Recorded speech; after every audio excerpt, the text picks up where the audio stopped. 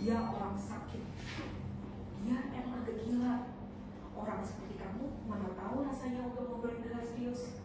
Kamu hanya terlalu banyak bercanda, kamu terlalu berisik. Ini adalah feedback yang saya terima dari orang-orang yang tidak terlalu paham bagaimana diri saya sebenarnya. Dan menurut saya, jujurnya saya merasa tidak pantas. Jujurnya saya sangat bingung dan tidak nyaman karena dikritik menjadi ekstrovert yang menurut saya itu bukan suatu kesalahan, dan hal itu bisa membuat diri saya menjadi lebih baik ke depannya. Selamat datang, saya Mazia Adika, mahasiswa teknik industri, dan hari ini saya ingin menerangkan kepada Anda pada kekuatan yang dimiliki oleh pribadi ekstrovert dan bagaimana kita dapat menggali potensi positif di dalamnya untuk kebaikan kita bersama. Saya tumbuh kembang dari keluarga introvert, tapi ayah saya selalu mengajarkan bahwa menjadi berbeda itu bukanlah suatu hal yang buruk. Seiring dengan tren hargai introvert, kita terkadang lupa bahwa ada kekuatan unik dalam kepribadian ekstrovert yang sangat membawa manfaat luar biasa bagi individu dan masyarakat di sekitarnya. Banyak konten maupun edukasi yang menandakan tentang bagaimana pribadi introvert yang sangat berpengaruh dan membawa dampak yang besar kepada kesuksesan mereka. Tetapi, bagaimana dengan pribadi ekstrovert? Apakah ekstrovert ini tidak memiliki kesempatan untuk mendapatkan informasi yang sama? Menurut penelitian, sekitar 70% CEO menggambarkan diri mereka sebagai pribadi yang introvert.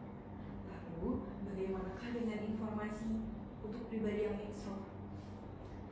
Dalam kenyataannya, banyak juga tokoh berpengaruh memiliki kepribadian ekstrovert. Seperti yang pertama, ada Winston Churchill sebagai negarawan dan Perdana Menteri Inggris pada tahun 1940.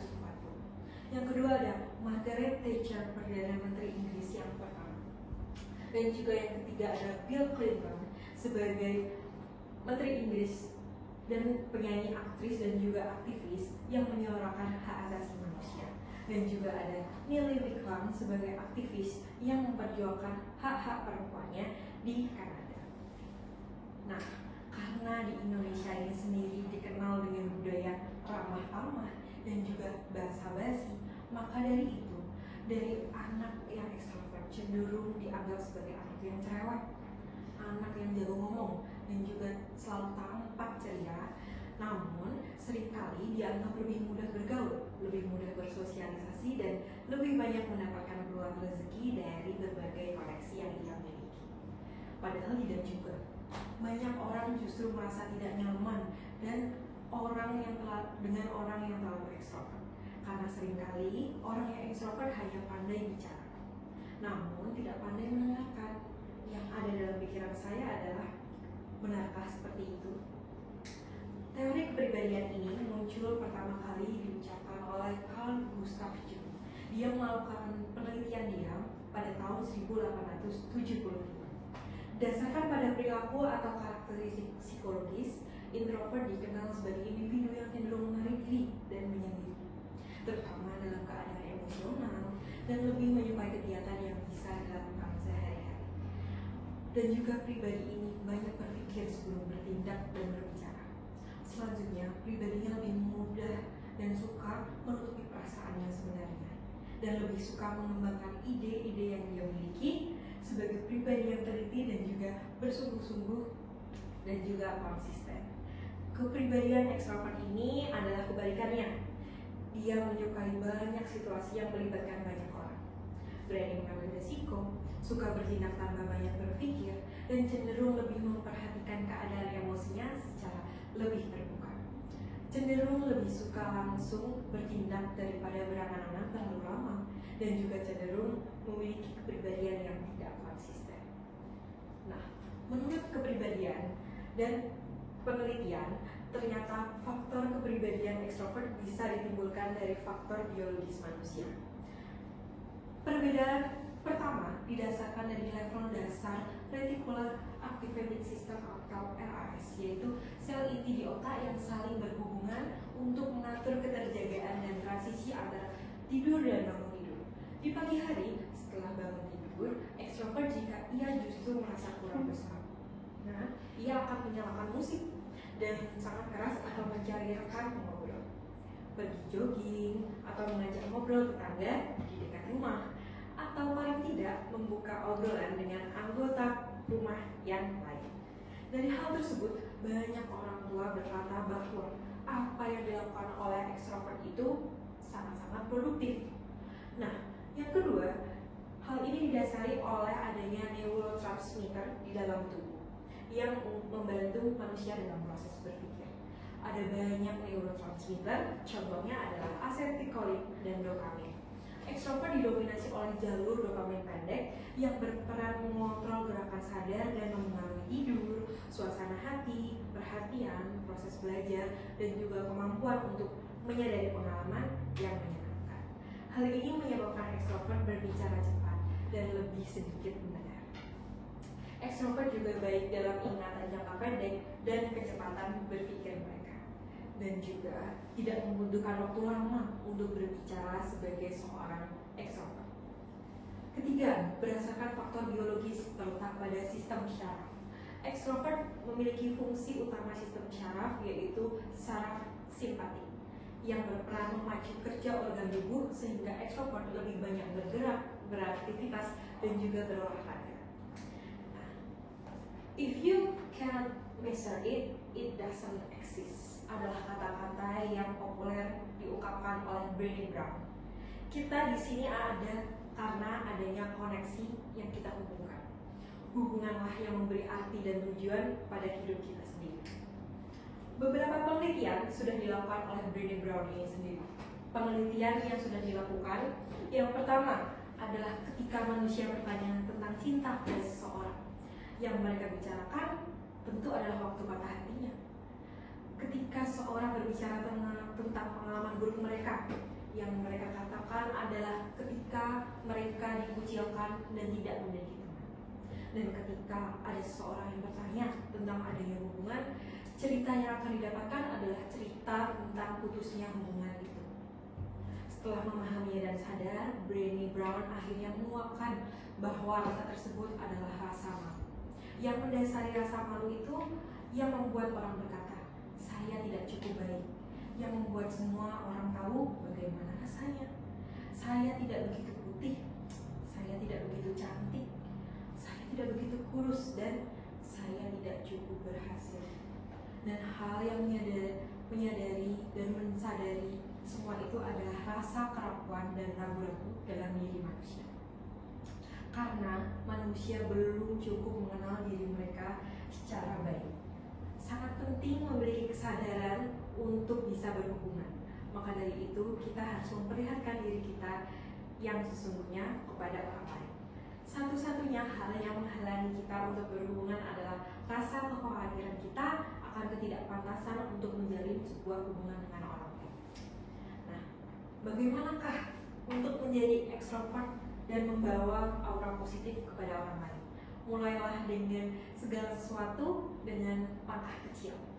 Manusia itu berkomunikasi bisa dengan banyak caranya. Yang pertama, bisa dilakukan dengan membuat kontak mata dengan orang lain. Dengan gerakan kontak mata yang dibangun, maka bisa sangat membantu untuk memahami satu sama lain. Dan orang-orang akan lebih merasa dihargai dengan ada kontak mata. Yang kedua, yaitu tersenyum kepada orang lain. Jika seorang menatap Anda secara langsung, maka lebih baik balaslah dengan suatu senyuman. Sebagian besar orang akan bereaksi positif dan kemungkinan besar akan balas tersenyum. Hal itu dapat menambah percayaan diri secara instan. Dan yang terakhir bisa dengan menyapa orang lain. Mulailah dengan menyapa, meminta saran kepada seseorang, atau memberikan sedikit pujian. Semakin terbiasa untuk melakukan jalin komunikasi dengan orang asing, maka semakin mudah dan alami untuk jangka panjang berhubungan dengan orang yang lainnya. Sering kita dengar, fake it until you make it. Meski terdengar mengejutkan, terkadang mencoba untuk berpura-pura bahagia dapat membantu untuk memiliki kerangka berpikir yang lebih baik. Memaksa senyum, bersikap ekstrovert, dan juga mengulangi kegiatan positif setiap harinya dapat mengubah pengalaman diri menjadi lebih baik. Namun, ada batasan untuk efek kebahagiaan pura-pura ini.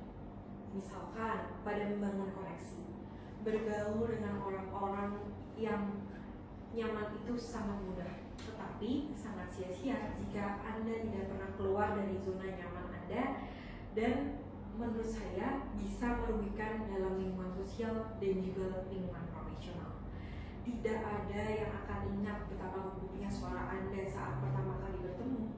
Sebaliknya, mereka akan ingat bagaimana Anda sebagai orang yang berusaha menyapa, yang tidak takut bertanya dalam kelompok, dan juga yang memiliki sesuatu yang baik untuk dikatakan.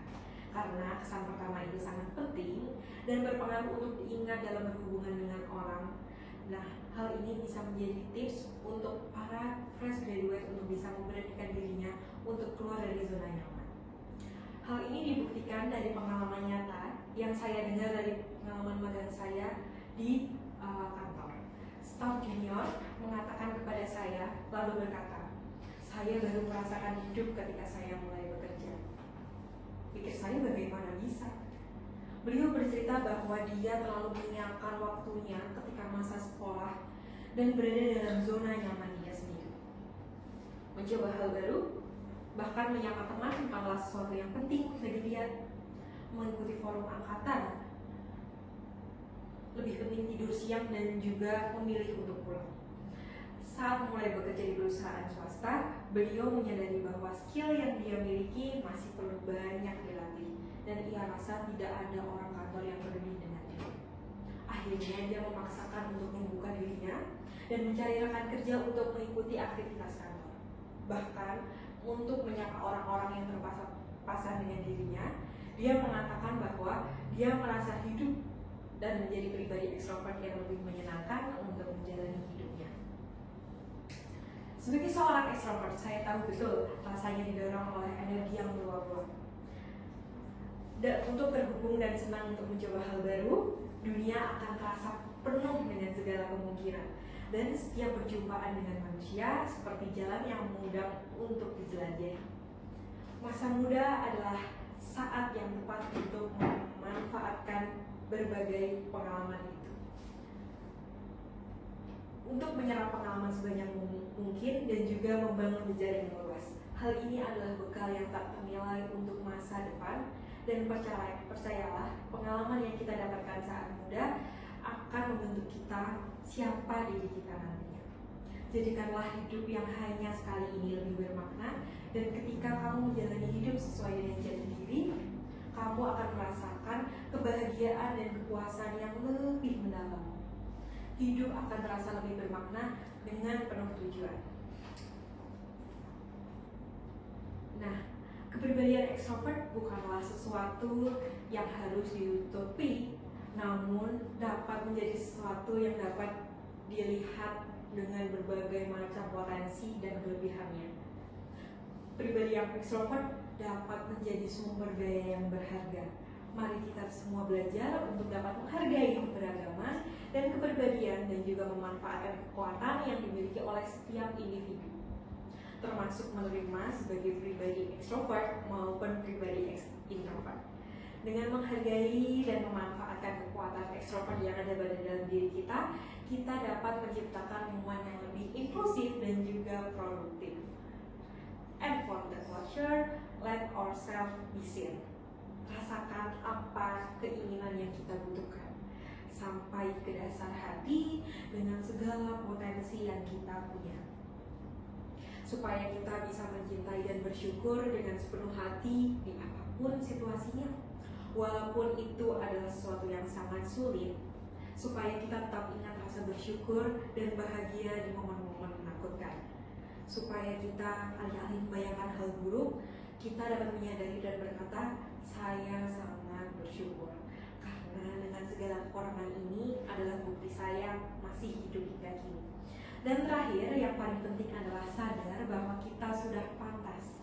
Hal itu menjadikan kita akan lembut pada orang-orang, dan kita akan lebih baik dengan lembut kepada diri kita sendiri. And remember, be yourself and let your journey begin. Saya, Mazriya Indrasari, pamit undur diri. Terima kasih dan sampai jumpa.